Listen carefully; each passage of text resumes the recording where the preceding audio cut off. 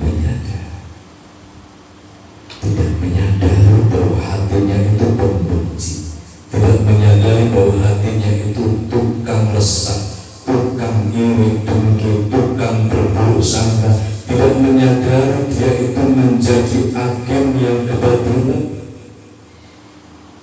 Apa agen kebatilan? Tanpa sadar dia dibaiat oleh alam kebatilan, dibaiat oleh syaitan laknatullah, menjadi penyebar pembawa keburukan. Na'udzubillah min dzalik. Ini hati-hati. Senang sekali tatkala menceritakan keburukan orang lain. Ini hati-hati. Maka keburukan itu ibarat kotoran. Begitu kita senang sekali mengabarkan keburukan orang lain, tanpa sadar kita itu menjadi pralon aliran kotoran. Minimal baunya itu pasti akan nempel. Na'udzubillah min dzalik. Saudaraku yang dimuliakan Allah, maka hati-hati, ini zaman sudah zaman akhir.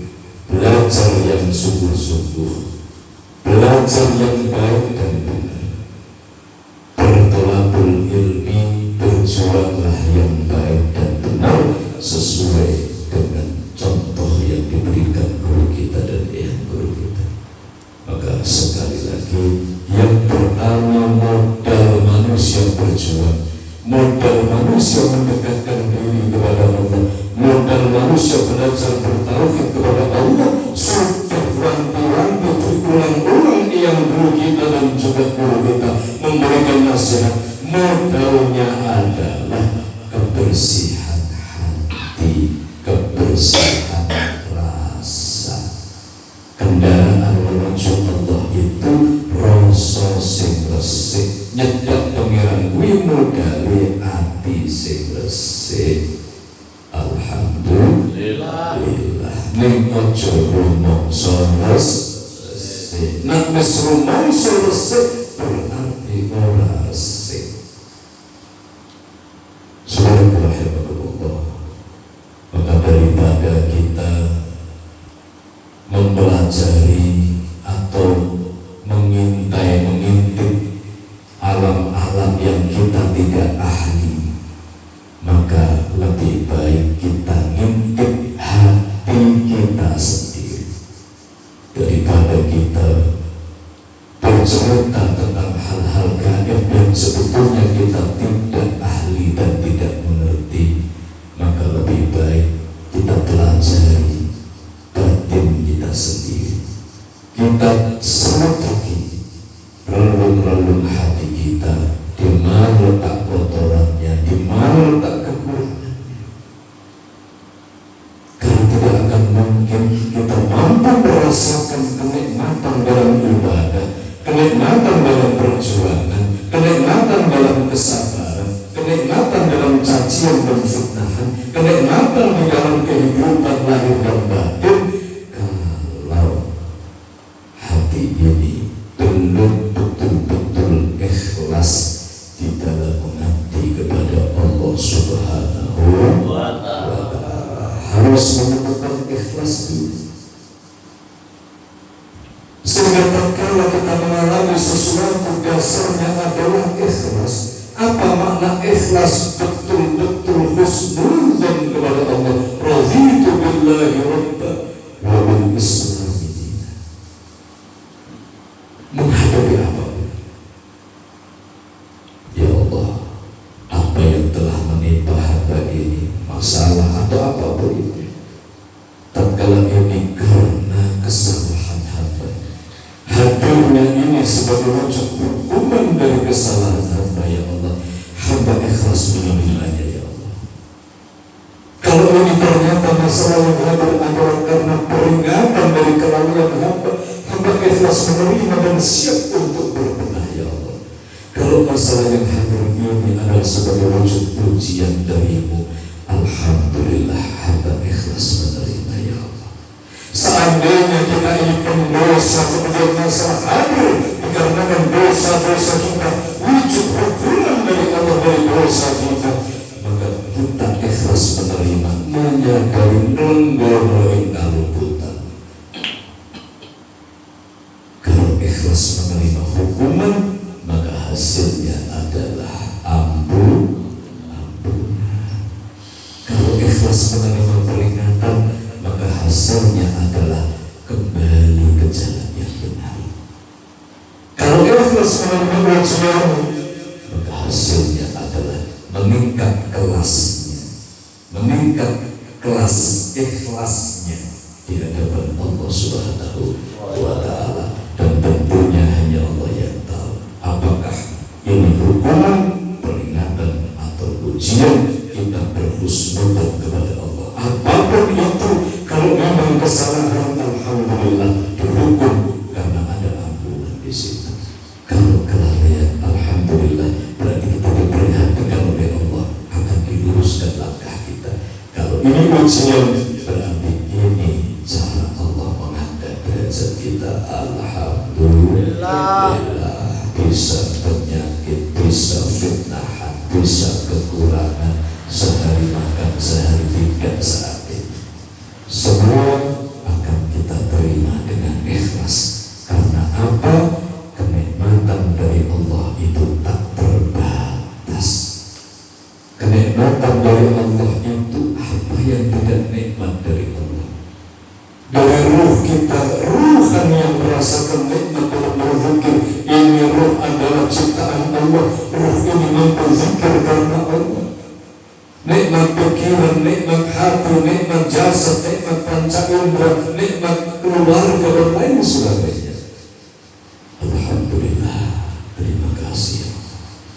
Sehingga betul-betul syukur nikmat, tidak cuma sholatnya saja yang syukur nikmat, tetapi jiwanya, hidupnya betul-betul ruh syukur manjur di dalam kehidupannya. Sehingga karena ruhnya adalah ruh syukur nikmat, syukur nikmat menjadi ruhnya, tidak ada yang dipandang dalam kehidupannya. Menghadap kemanapun dia, ke barat, ke timur, ke utara, ke selatan, ke atas, ke bawah, melihat yang di luar, melihat yang di dalam, maka pandangannya cuma satu, alhamdulillah. Berterima kasih. Inilah orang yang kaya. Mungkin sampai diterangkan Kanjeng Rasul, siapakah ya Rasulullah manusia yang kaya? Rasulullah menjawab, manusia yang kaya adalah manusia yang betul-betul cukup, merasakan cukup sebagai hamba Allah. Hasbi Allah wa ni'mal wakil, ni'mal maula wa ni'mal nasir. Manusia yang betul-betul hatinya dipenuhi dengan rasa terima kasih, sehingga dia tidak membutuhkan apapun, sebab kebutuhannya sudah dicukupi oleh Allah Subhanahu wa Ta'ala. Ini manusia yang kaya. Alhamdulillah.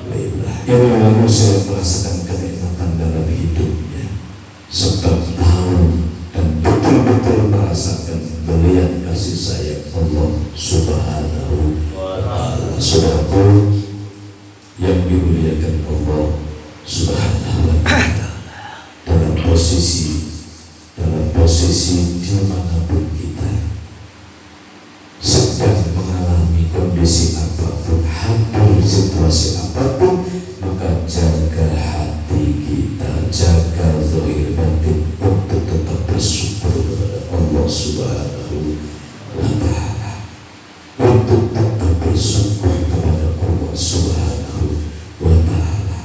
Hati-hati, karena kita hidup adalah untuk menanti, dari lahir, dari turun sampai naik ke atas, dari lahir sampai mati, maka liya'budu, menghamba kepada Allah Subhanahu wa Ta'ala. Jangankan tahunan, Pak, jangankan bulan, maka jangan sampai sehari ini terlewatkan tanpa akan rugi sekali.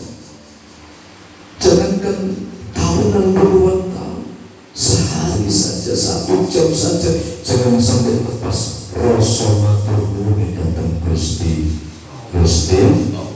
Allah. Hati-hati tipu daya iblis melalui halusinasi nafsu manusia.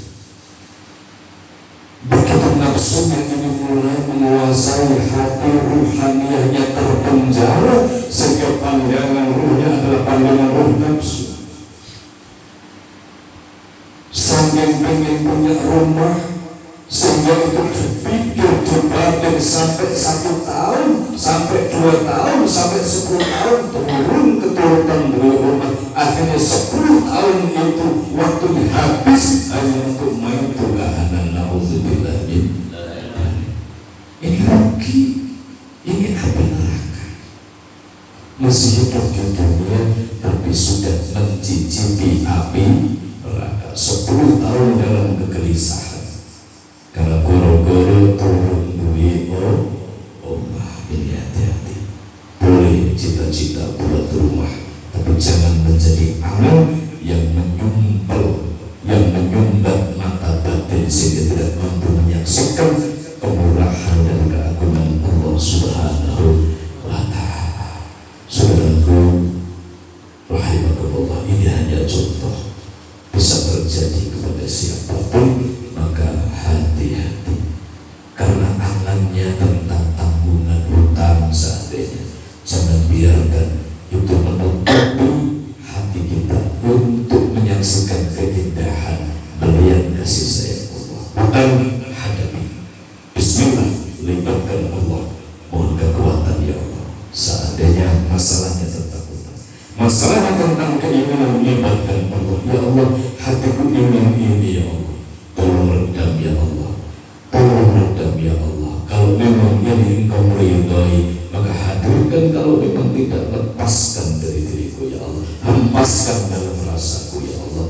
Cukup hasbi Allah wa ni'mal wakil, maula wa ni'mal nasir. Saudaraku rahimakumullah, ini tentunya sebagai bekal modal kita untuk berhati-hati.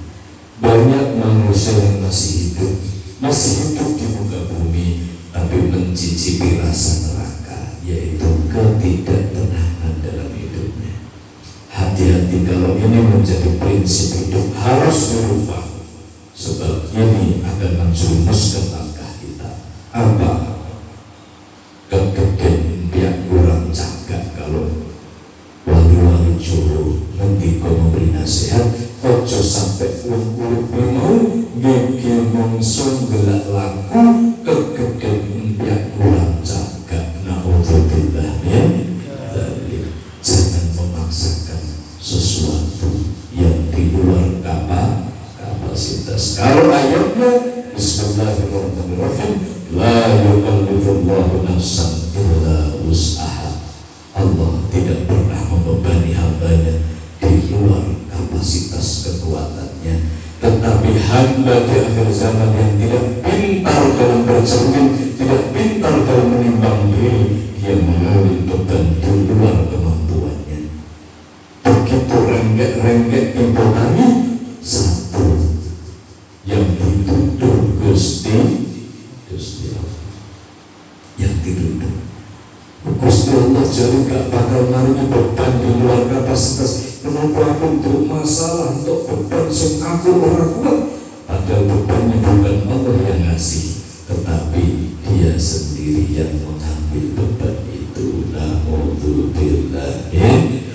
Jadi saudaraku yang dimuliakan Allah Subhanahu wa Ta'ala, ini tentunya mari kita belajar bersama-sama kembali ke awal, melibatkan Gusti Allah. Tuntut aku ya Allah, aku punya masalah ini, bimbing bagaimana cara menghadapinya ya Allah. Bimbing, hadirkan solusi yang terbaik di dalam menghadapi masalah ini ya Allah. Jaga imanku, jaga hatiku, jaga tauhidku agar tidak tergelincir ya Allah.